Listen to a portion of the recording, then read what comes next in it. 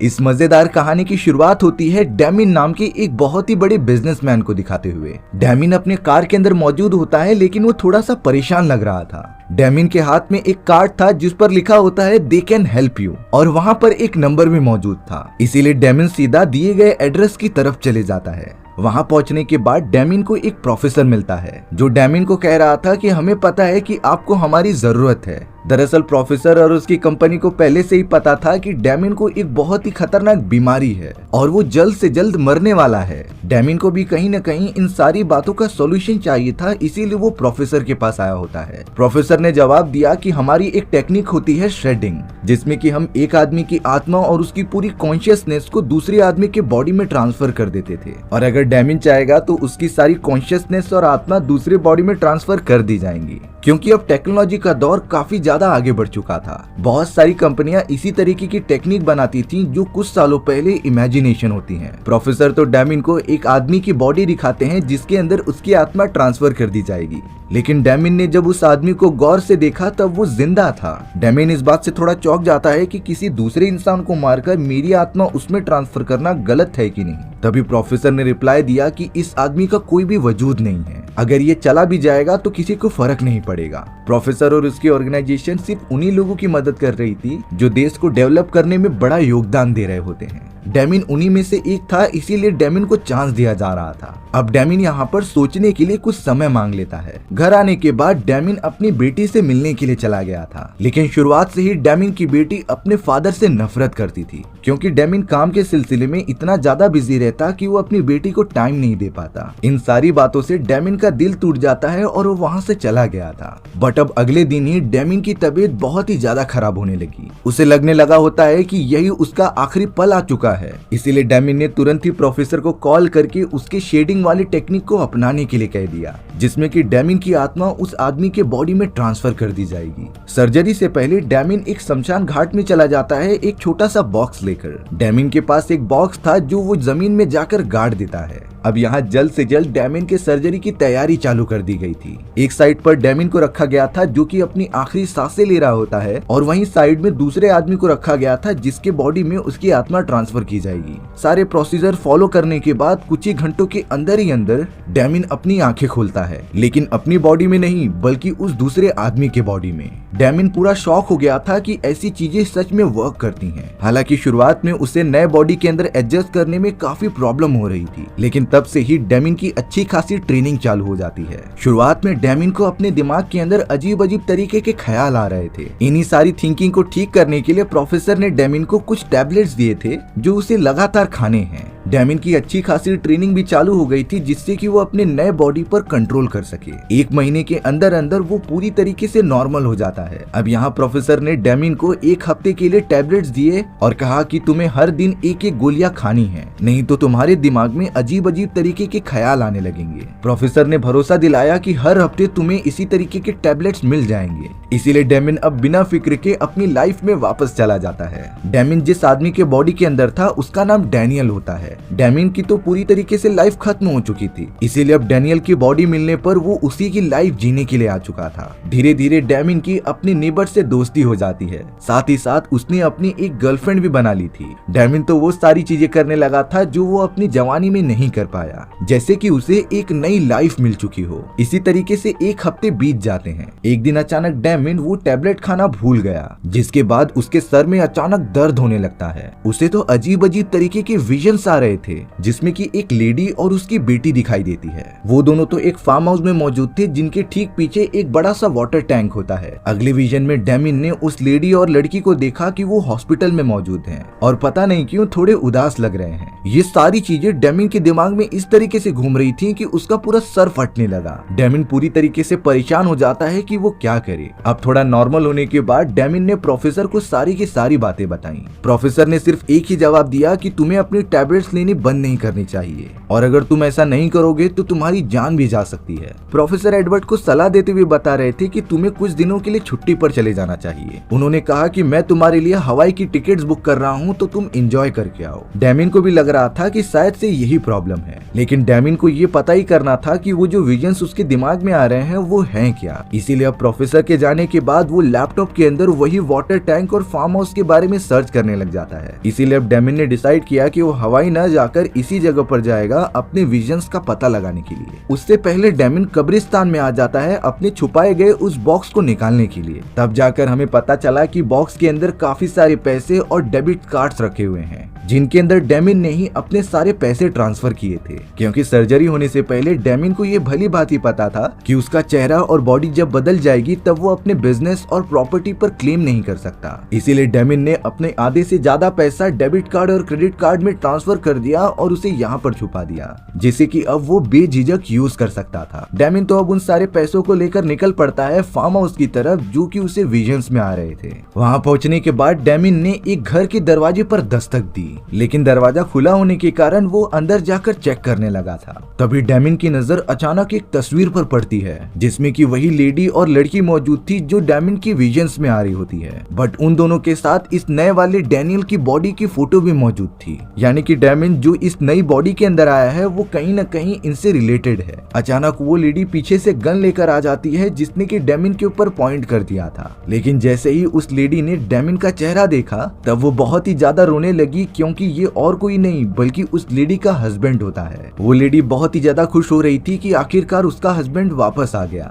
और ये बात तो डेमिन को भी अब तक पता चल चुकी होती है। यानी कि प्रोफेसर ने उससे झूठ कहा था कि इस आदमी का कोई भी बैकग्राउंड नहीं है, और ये एक तरीके से नाइंसाफी है कि ऐसे इंसान की जान लेकर उसे दे देना जिसकी उम्र खत्म होने वाली है। अब कुछ ही देर के अंदर अंदर प्रोफेसर और उसके कुछ लोग ट्रैक करते हुए वहाँ पहुँच जाते हैं। डेमिन अब उनके साथ बैठकर इन सारी चीजों के ऊपर बात करने लगा था। प्रोफेसर का आदमी रियलिटी बताता है कि इस लेडी का हस्बैंड, जिसका नाम डैनियल था, उसने खुद ही हमारे कंपनी को अपनी बॉडी बेची थी कुछ पैसों के लिए। लेकिन डेमिन इस बात से बहुत ही ज्यादा गुस्सा होता है कि पैसों के लिए तुम इस तरीके से किसी की जान नहीं ले सकते, और अब तुम लोगों ने मुझे भी इन सारी चीजों में शामिल कर लिया है। डेमिन एक तरफ बहुत ही ज्यादा गिल्टी फील कर रहा था, तो उसे बहुत ज्यादा गुस्सा भी आ रहा था। इसीलिए अब डेमिन ने प्रोफेसर और उसकी आदमियों पर लगातार हमला कर दिया। डेमिन तो उन्हें धाराशायी करके उस लेडी को लेकर चला जाता है। हालांकि अभी तक उस लेडी को पता नहीं है कि ये उसका हस्बैंड नहीं, बल्कि उसके अंदर किसी और की आत्मा और कॉन्शियसनेस मौजूद है।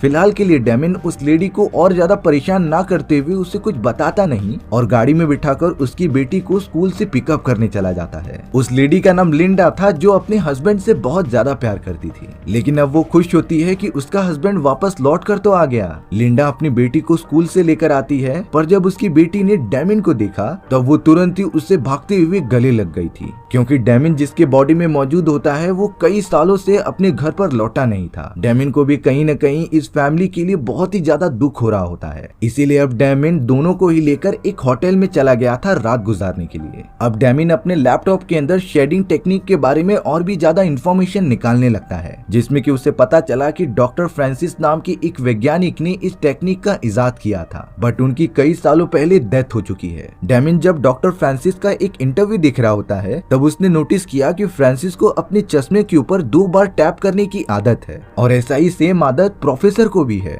यानी कि ऐसा जरूर हो सकता है कि डॉक्टर फ्रांसिस ने मरने से पहले अपनी आत्मा को प्रोफेसर की बॉडी में ट्रांसफर कर लिया होगा। यानी कि प्रोफेसर की बॉडी के अंदर और किसी की नहीं बल्कि डॉक्टर फ्रांसिस की आत्मा मौजूद है, और वो अभी भी जिंदा थे। डेमिन जल्द से जल्द प्रोफेसर के घर का लोकेशन निकालता है और डायरेक्टली उनसे मिलने वहाँ चले जाता है। प्रोफेसर के आते ही डेमिन ने तो उसके ऊपर गन पॉइंट करके कहा कि मुझे इस शेडिंग टेक्निक के बारे में सारी की सारी चीजें जाननी है। डेमिन की तो वो सारी टैबलेट्स भी खत्म हो चुकी थी, जिसे खाने के बाद उसके दिमाग को शांति मिलती है। इसलिए डेमिन को उन टैबलेट्स के और भी ज्यादा स्टॉक्स की जरूरत थी। डेमिन ने तो अब प्रोफेसर को गन पॉइंट पर ले लिया था और उससे सारी चीजें पूछने लगा, लेकिन वहाँ प्रोफेसर के और भी ज्यादा आदमी आने के कारण उन लोगों ने डेमिन को पकड़ लिया था और अब नियत्ता होने के बाद प्रोफेसर के लोगों ने डेमिन को मार मार कर वहाँ से भगा दिया।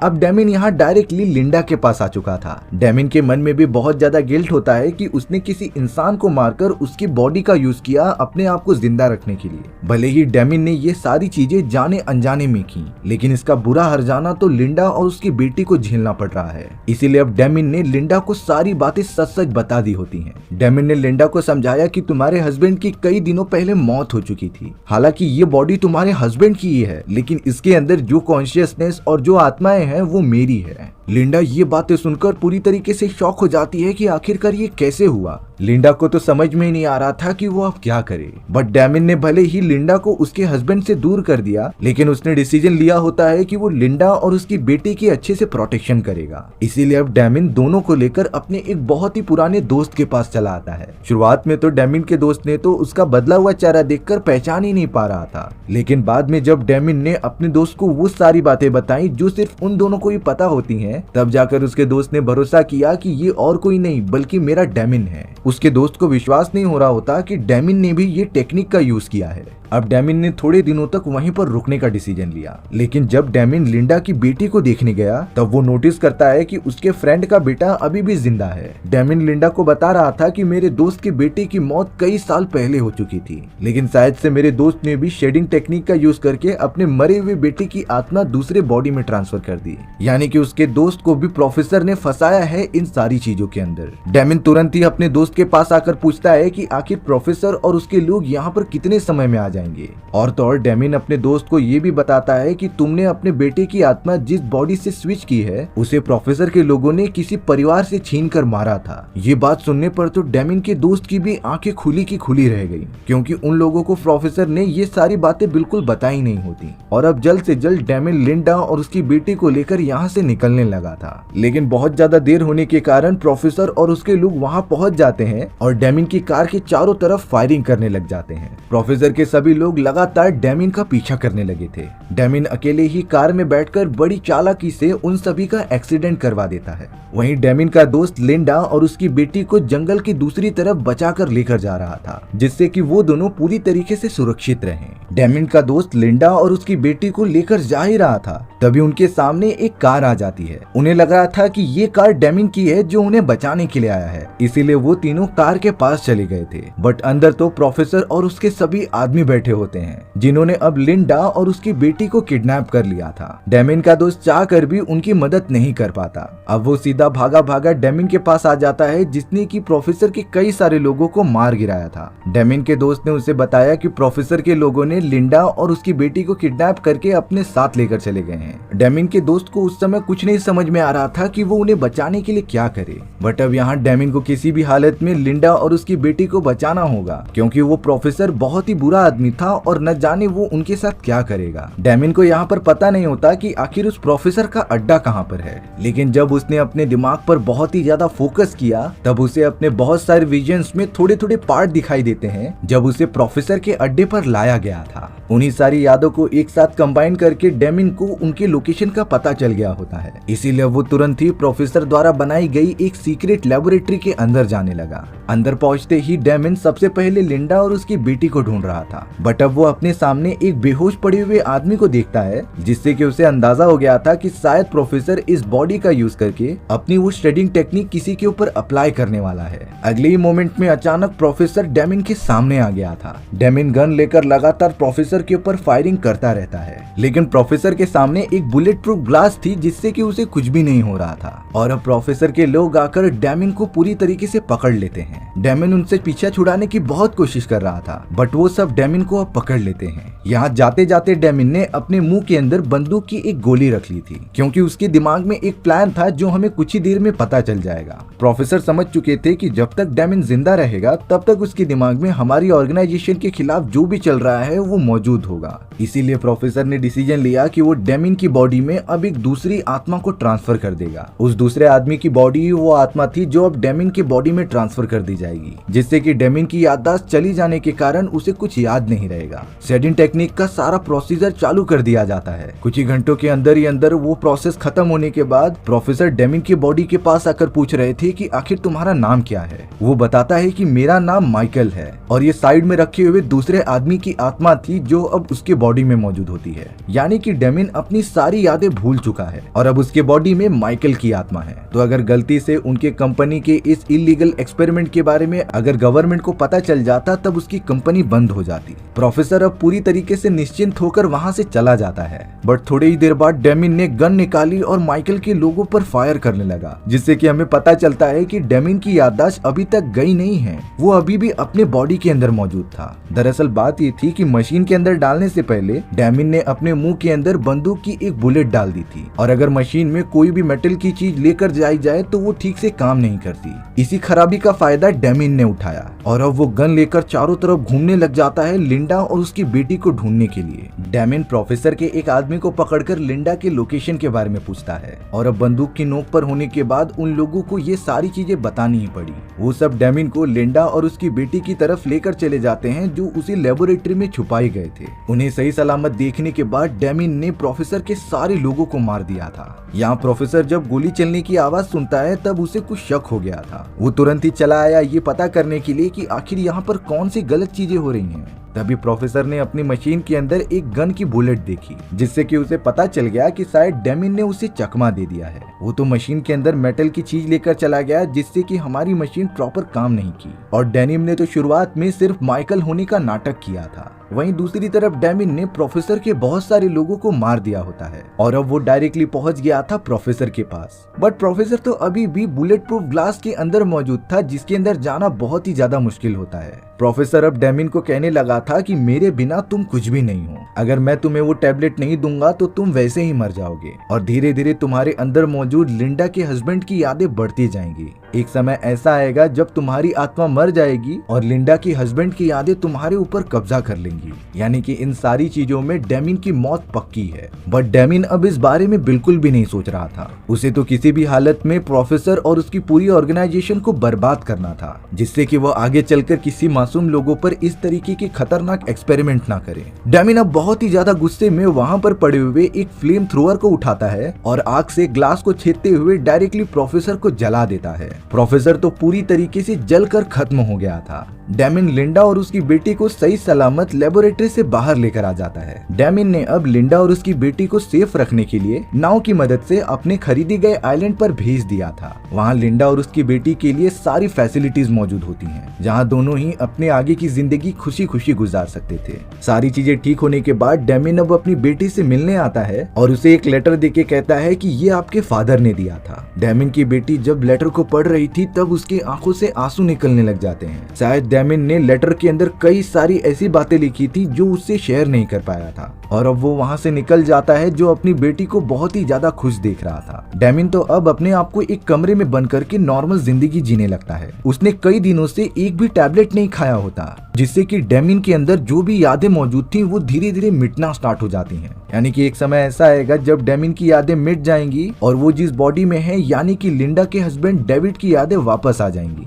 डेमिन ने इन सारी चीजों का एक वीडियो लॉग तैयार करके रखा था, जिसमें कि अगर डेविड अपने बॉडी में वापस आ जाए तब वो ये रिकॉर्डिंग को देखे, क्योंकि डेमिन ने ये डिसीजन लिया कि लिंडा को उसका हस्बैंड वापस मिलना चाहिए। डेमिन ने जितनी भी एक्स्ट्रा जिंदगी जी वो उसमें बहुत ही ज्यादा खुश होता है, और अब कई महीने के बाद हमें दिखाया जा रहा था कि डेमिन अब पूरी तरीके से खत्म हो चुका है। लिंडा का हस्बैंड डेविड अपने बॉडी के अंदर वापस कंट्रोल पा लेता है, जैसे कि पास्ट का कुछ नहीं याद होता कि उसके साथ क्या हुआ था, और डेमिन नाम का कोई आदमी भी उसके बॉडी में मौजूद होता है। जब डेविड ने वीडियो रिकॉर्डिंग्स देखी तब उसे जाकर एहसास हुआ कि ऐसा भी हुआ था, और अब डेविड को जैसे ही अपनी वाइफ और बेटी की लोकेशन पता चली वो नाव पकड़कर उस आइलैंड पर आ जाता है। डेविड जब लिंडा से मिला तब वो बताता है कि मैं तुम्हारा हस्बैंड डेविड हूँ। ये सारी चीजें जानने के बाद लिंडा और उसकी बेटी बहुत ही ज्यादा खुश हो जाते हैं, यानी कि आखिरकार डेविड को अपना खोया हुआ परिवार मिल ही गया, वो भी सिर्फ और सिर्फ डेमिन की कुर्बानी की वजह से। डेविड तो अब अपनी फैमिली के साथ उसी आइलैंड पर रहने का डिसीजन लेता है, और इसी तरीके से हमारी ये कहानी यहीं पर खत्म हो चुकी थी। थी। सो व्यूअर्स, आपको ये स्टोरी कैसी लगी कमेंट सेक्शन में बताना जरूर। और अगर आपको मेरा एक्सप्लेनेशन 1% भी अच्छा लगा होगा ना, तो वीडियो को लाइक एंड चैनल को सब्सक्राइब जरूर कर देना।